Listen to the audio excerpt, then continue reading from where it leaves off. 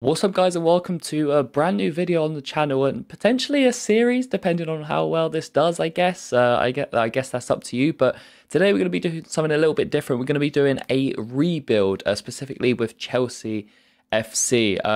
As a lot of you know, Todd Boehly took over a year ago now. That he's just had his first season in charge at Chelsea, and safe to say it was an on and off season. Chelsea struggled massively, finished in 12th in the league.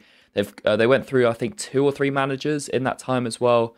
Mauricio Pochettino is coming in the summer, and it's no secret that they've got a huge squad. So what I wanted to do is just basically do a massive rebuild for Chelsea. This is going to be a big season for them next year. They've got a massive squad. They don't have any European football, so I wanted to show you what I would do if I was a Pochettino coming in. So we're starting off with the squad that is going to ends the 22-23 campaign. So that means players like Aubameyang and people like that are still at the club. Also, Nkunku is in the club because he agreed to join a few months prior in the earlier parts of the season. Well, straight off the bat, you would have seen that I went straight to the squad list. As mentioned, there's 42 senior players on the books at Chelsea, and next year with no European football, they just won't be able to rotate that many players. So my sole purpose, we had £140 million in the budget, but I was just going to sell. And we went through, transfer listed a lot of people. I mean, Kepa and Mendy, both goalkeepers, just don't think they're good enough for Chelsea. Cucurella and Fofana, both relatively new signings, but again, I just don't think they're good enough to be in the team. Azpilicueta and Thiago Silva, a couple of veterans who I think are just ready to move on now, as we see Azpilicueta move into Barcelona there. Ampadu, Bakayoko, Hudson-Odoi, players that just are never in the squads and players that just aren't good enough to be in the team. Conor Gallagher, I put up for transfer as well. He does play quite a bit for Chelsea, but I just, bless him, he puts a lot of effort in, but I just don't think he's, again, good enough to be in that side. So I put him up for transfer along with Loftus-Cheek and Mason Mount, so 3 English players there. Havertz, time for a change. I just think it's time for him to move on. Obviously, he has moved on in real life. He's gone to Arsenal. Pulisic, Ziyech, again, just wingers who I just don't, it just hasn't worked at the bridge for those players.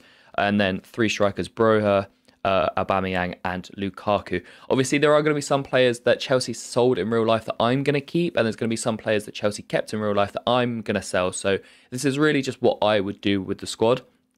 And as you would have seen straight away, some sales, Kepa going to Roma, Ziyech going to Leipzig, which I guess is quite nice because he kind of replaces Nkunku, who we brought in. Ampadu has gone to Turkey, to Trabzonspor. Azpilicueta has gone back to his native country of Spain to join Barcelona. Thiago Silva stayed in London and joined Tottenham. Lukaku's gone to Manchester United, a club that he's obviously played for before. As here, we look to agree a fee with AC Milan for Kai Havertz. They wanted to swap a player, but I just said, no, I just want money instead. So Havertz went to Milan for 75 million. We also sold Callum Hudson-Odoi, Callum Gallagher, Mason Mount. He went to Man City. And Mendy, we involved him in a swap deal, as you'll see now, for Bunu, the first signing we brought in. So the Seville goalkeeper, obviously Seville having a lot of financial issues in real life. They finished 12th in La Liga this season, and they've officially announced that all of their players are going to be up for sale this season. So I thought, you know what, Bunu, he had an incredible World Cup in the winter with Morocco, obviously the first African team to ever make the semi-finals of the tournament. He had a class tournament, and he's just a great goalie as well. 31 years old, 85 overall. I thought we'll snap him up, and he'll be a good player to replace our 2 goalkeepers. So we send Mendy the other way plus 10 million, so that gets rid of another player for us, and we bring in Bunu, our first signing of the window. Very happy with this one. He's a class goalkeeper, and I think, yeah, he is 31, so he won't be around forever, but I think he's still a pretty shrewd signing. And as we see there, Mason Mount's move to Man City is confirmed. Obviously, in real life, Mount has gone to the other side of Manchester. He's gone to Manchester United. Will be interesting to see how he does there. What kind of what Mason Mount they get, because if they get Mason Mount of, you know, the like 2020, 21, 22 seasons, he's going to be class. But obviously last year he kind of went missing. As we make our second signing here, and it is Victor Osimhen from Napoli. Now, yes, I know Napoli have just won Serie A and they're going to be in the Champions League, whereas Chelsea aren't. But I just think he'll be invested in the project, and Chelsea have been linked with him in real life, and I just think he'll be a class signing for Chelsea. So we're bringing Osimhen for 75 million, but that's what we paid. That's what we made from Havertz. So I guess it kind of went even there. And then another signing we brought in. Again, I have to try and keep it realistic with who I bring in. Like there was players like Gvardiol, who obviously is still at Leipzig in the game, but he looks like he's going to Man City in real life. I didn't want to bring him in because again, he's a young, really promising centre back, and I just thought he probably wouldn't want to go to Chelsea. He'd probably rather like a Man City.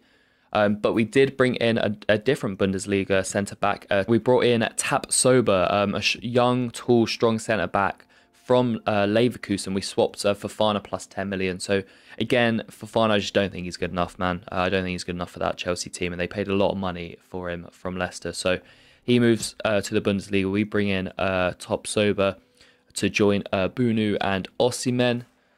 And then we look to make our fourth signing, Mohamed Kudus, a player at Ajax who's just had an incredible season. Honestly, ripped it up, especially in the Champions League. I think he scored, I want to say he scored in every group game, or at least 5 of the 6. Absolute baller, really, really good attacking mid, and I reckon he can replace Mason Mount in the team.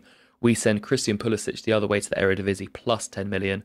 So again, a nice little addition there. Pulisic, I just don't think it's worked for him at Chelsea, so happy to see him go. And then we make our fifth signing, Tyreek Mitchell, a promising young left back, gives us cover in that position as well, as we sold Cucurella, and it would just be Ben Chilwell in that position now. So 20 million plus, he's obviously homegrown. We have sold 2 or 3 homegrown players, so good to keep that quota up. As I went through to try and look for some DMs, obviously, so we've kept Kante in the side. I know he got sold in real life. He went to Saudi Arabia amongst a bunch of other players. We've actually kept him in the side, so I needed some cover in that central midfield role, even though we've kept Kante, and we've also kept Kovacic as well, another player who's moved on in real life. He's gone to Man City. I think a very, very good signing by Man City. I think he's a quality player, very underrated. Kovacic always puts in like a 7 out of 10 performance every game. You rarely get 9s and 10s out of him, but he'll be a 7 every game.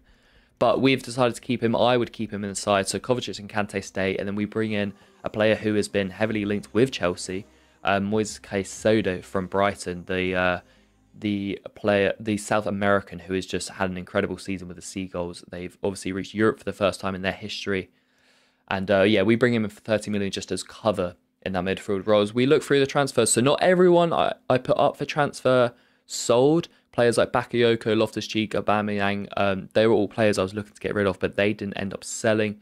I think in the end we only spent 155 million and we made over 320 million. So a massive profit of about 170 million there. And I think we sold, I want to say 14 players and brought in 6. So we've reduced the squad by 8 as we look at how we would line up for the upcoming season, a 4-3-2-1 formation. Osimhen up top with Nkunku and Sterling. As I said, we kept Kante and Kovacic. Enzo Fernandez joining them in midfield, and then Tapsoba joins Koulibaly at the back. Again, I would keep Koulibaly. He moved on in real life, but it's because he wasn't getting much game time. So I definitely would have kept Koulibaly along with Kante, along with Kovacic. And then on the bench, we had players such as Caicedo, Kudus, and Mitchell. Like I said, Chelsea aren't in Europe next season, so they won't be able to rotate that much in the campaign. And there's partly the reason why I actually think they're going to do really well this season. I think they're going to push for top 4. But you just can't have like a 30, 40-man squad when there's no European football and you can't rotate that much. So we sacked off a bunch of players, brought in a few good players who I think would fit the team well. And now we are, as you can see right now, we're simming the first season just to see how the team would have got on. The board's objectives for us were win the league, which I think was a bit unrealistic. They wanted us to make Champions League as well, obviously, including winning the league. They wanted us to win the FA Cup as well. So we'll see how we do come the end of the season. We've just simmed through the entire season. So we're in May 2023, and Chelsea in the Premier League finished 7th. Bit underwhelming that, actually. We finished 7th, 11 points off the top 4, 21 points off Man City in first. That's not a very good season at all. Newcastle in second, by the way. Love that. So that's quite realistic. They're in the Champions League. We did win the FA Cup, though, We beat Arsenal in the FA Cup final, so that's one of the objectives reached. We won the FA Cup, and we won the Carabao Cup as well, actually. So, 7th place, no Champions League football, but 2 trophies in the first season. Oh, do we count that as a success? Let me know in the comments. Is that a success? As we look at the confidence rating now, the confidence rating is 48.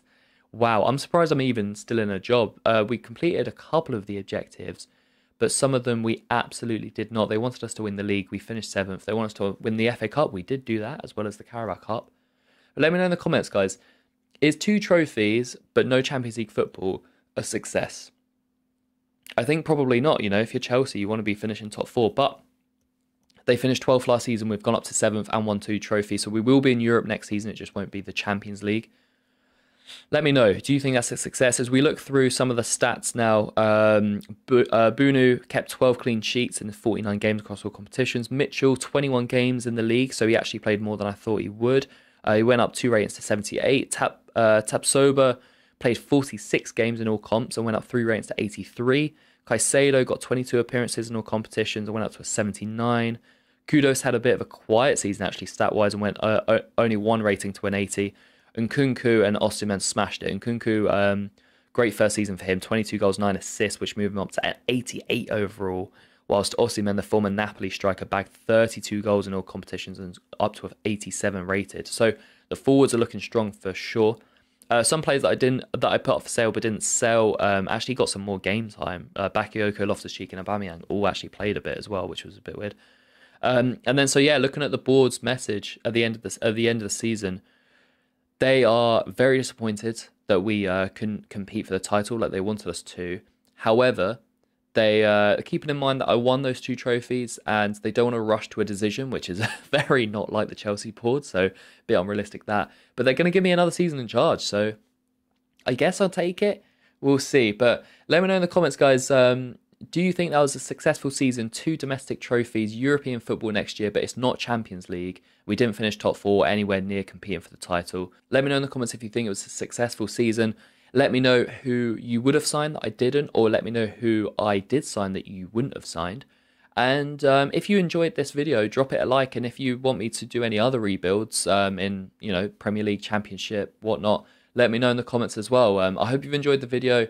Have a wonderful day, and I'll catch you very soon.